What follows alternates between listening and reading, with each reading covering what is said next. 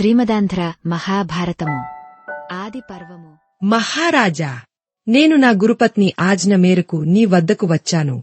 నీ భార్య వద్దనున్న కుండలములు ఇప్పిస్తే అవి తీసుకొని పోయి మా గురుపత్నికి ఇస్తాను. త్వరగా ఇప్పించండి అని అడిగాడు.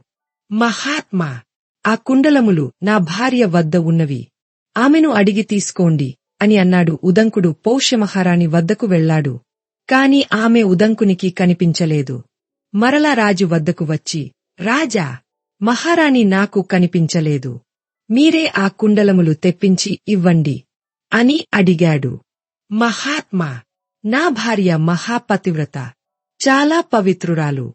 ఆమె అపవిత్రులకు కనపడదు అని అన్నాడు.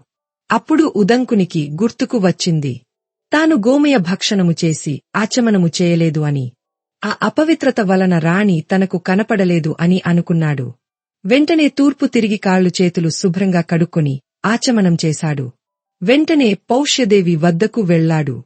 ఆమె ఉదంకునికి కనపడింది. ఆమెను కుండలములు అడిగాడు ఉదంకుడు.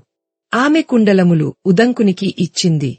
ఇలా చెప్పింది, కుమారా, తక్షకుడు ఈ కుండలములు అపహరించవలెనని చాలా కాలం నుండి వేచి ఉన్నాడు.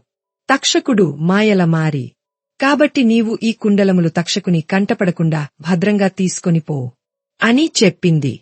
అలాగే అని కుండలములు తీసుకొని ఉదంకుడు పౌష్యుని వద్దకు వెళ్లాడు. దయచేసి నా వీడియోను లైక్ చేసి, షేర్ చేసి సపోర్ట్ చేయండి.